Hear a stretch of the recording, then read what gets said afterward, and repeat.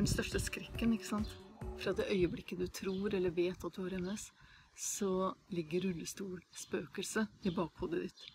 Hva som enn skjer, så må jeg unngå å havne i rullestol. Mitt første møte med MS var i 1986.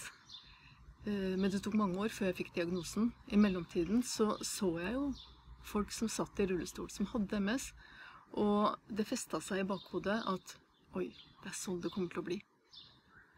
I 2012 så var jeg nummer 2 i Norge til å gjennomføre stamcelletransplantasjon i utlandet. Og jeg var jo helt sikker på at jeg kom til å bli frisk. Altså det skulle man jo bli. Dette skulle jo løse alt. Og jeg skulle kunne fortsette å jobbe, jeg skulle kunne ta opp igjen, fortsette med taekwondo-treningen, og alt skulle bli normalt.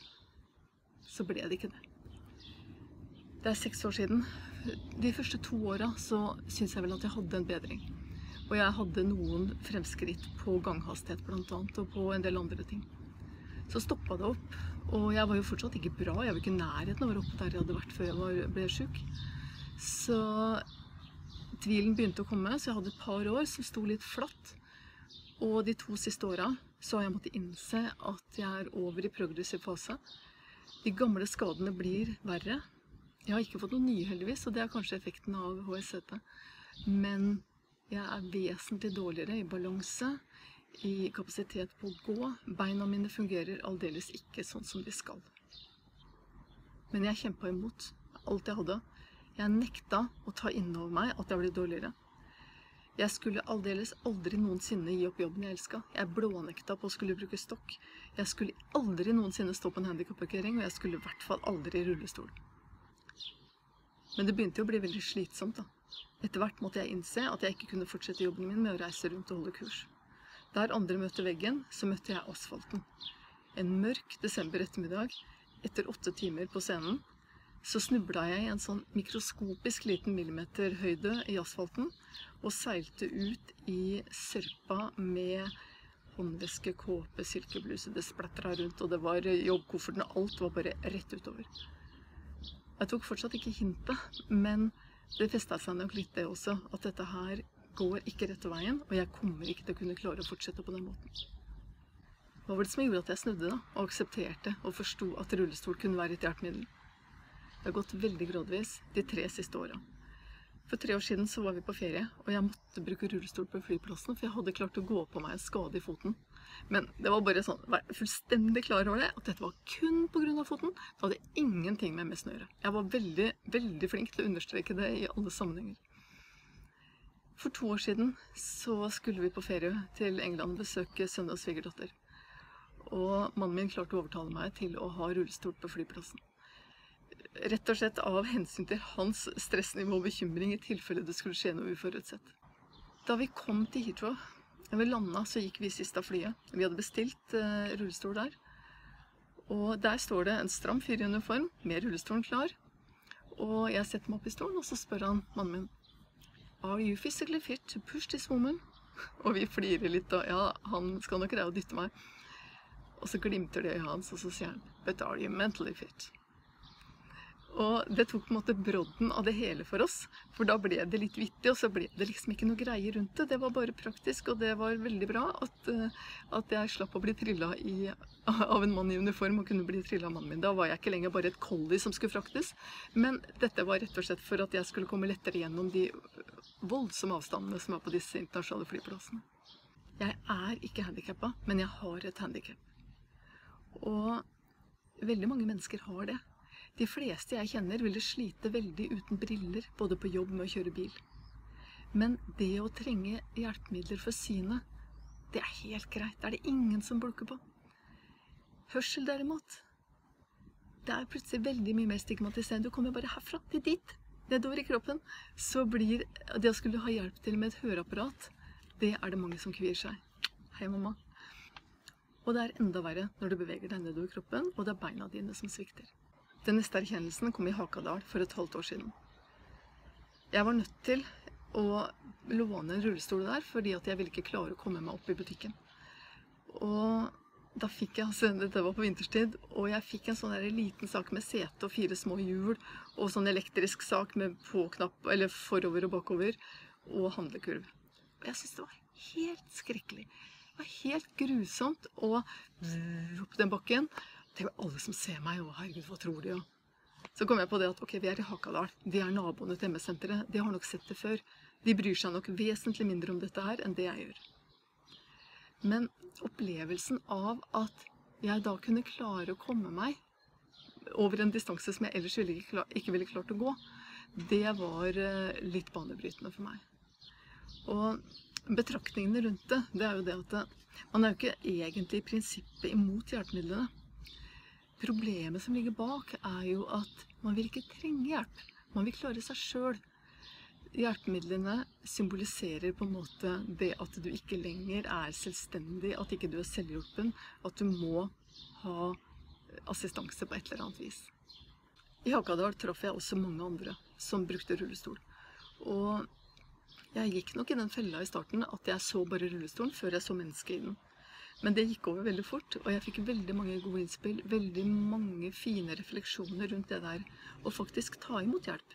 Når det kan gi deg en større rekkevidde, flere opplevelser, og i det hele tatt gjøre hverdagen mye enklere. Så i løpet av de 4 ukene jeg var der, så fikk jeg prøvd ut mange forskjellige stoler, og vi fikk bestilt en stol til meg på mine mål, og som skulle være min mulighet til å komme meg ut og være aktiv. Jeg er heldig for armene mine funker, så jeg kunne få en manuell rullestol. Det tok 4 måneder fra den ble bestilt til jeg fikk den. Og på de månedene så rakk jeg å bli litt utålmodig og gå og glede meg til å få min egen stol. Jeg er farmor til en jente på 5 år, og jeg fortalte henne at jeg skulle få rullestol, og om hun visste hva det var. Ja, det er sånn du har når du har brekt beinet. Ja, sier jeg, eller når beinet ikke virker helt som det skal. Ja, sånn som hos deg. Og så var hun like utålmodig som meg. Når får du egentlig denne trillestolen da, farmor? Så vi har gått og ventet, og når jeg fikk den nå for 6 uker siden, så var det bare positivt. Det var morsomt, og jeg gledet meg til å bruke den. Og det gjør jeg fortsatt. Hver eneste gang jeg skal ut med den, så gleder jeg meg til å ta den i bruk. Det betyr jo ikke at jeg bruker den hele tiden. Jeg bruker den når jeg skal på lengre avstander, hvor jeg ellers ville sagt, nei, dere får dra uten meg, for jeg orker ikke. Så på kortere avstander så bruker jeg stokk, og inne eller i andre sammenhenger så kan jeg gå uten støtte. Så på en måte så blir rullestolen og stokken, det blir som alle disse brillene jeg har strødd rundt i huset, som brukes til forskjellige ting. Noe av det første jeg gjorde var at jeg dro alene til IKEA. Og IKEA har for så vidt, du skulle tro at de hadde peiling, fordi at de har rullestoler til utlån. Men når du kommer dit og sier at hei, jeg er her alene med manuell stol, hvordan gjør vi det nå? Da blir de helt satt ut. De har ikke noen systemer, ikke noen rutiner. Og der hukker du tak i noe av det som er essensen i problematikken her. Fordi det å bruke rullestol, det å bruke hjelpemidler, det betyr at du ikke lenger klarer deg selv. Du må ha hjelp av andre. Og hvis du hadde blitt møtt med den at ja, hvis du har rullestol, da er det sånn og sånn og sånn, og så skjer det, og så er det de som og så videre. Men når du blir møtt med, sier du det? Nei, det har vi aldri vært borte før. Jo, jeg kan jo alltids hjelpe deg. Så det vil hjelpe seg med å snille. Men det forsterket den opplevelsen min av at det instinktet jeg hadde til å si at nei, det ikke gjør noe ekstra for meg. I min del altså, nei, jeg klarer meg selv, jeg. Og når du sitter i rullestol, så kan du ikke si det. Du må sitte der og si, ja, tusen takk, så fint, så snill du er. Og det er mye vanskeligere å ta imot hjelp enn å gi hjelp. Vi har alltid mye lettere for å hjelpe andre enn å sitte i den mottakersituasjonen. Og det har vært en stor erkjennelse for meg, det der å klare å spørre om hjelp, og også si ja takk når noen tilbyr seg hjelp. Så hva har det gitt meg å akseptere rullestolen som hjelpemiddel? For det første så har det gitt meg frihet. Jeg kommer meg ut, jeg kan være med og gå tur. Jeg og mannen min har alltid vært veldig glad i å gå turer, og de siste årene gradvis så har det blitt mindre og mindre av det, og nå går han tur alene. Helt til i det siste. Fordi nå kan jeg bli med. Nå triller vi, da har vi en helt annen rekkevidde, og vi kan gå og prate, eller trille og prate alt ettersom. Og jeg kommer meg ut, jeg blir ikke sittende inne i leiligheten. Hvis vi er på store handlesentere, sånn som vi er på hagesenteret her og skulle se på ting, hvor jeg normalt ville sagt, hvis vi skulle gå tilbake og se på noe, nei, du får gå, jeg orker ikke, jeg bare sitter her så lenge. Og nå bare triller jeg av gårde og roterer og kommer meg rundt og får sett på ting, og har en helt annen opplevelse av frihet. Og for en som har jobbet på nett, stort sett, de siste årene, så nådde vi vel et punkt hvor mannen min syntes det ble litt mye og lurte på om den stolen egentlig var en god idé. Fordi jeg kom meg mye rundt og fikk plukket og pekt, og det må vi ta med oss, det må vi ha.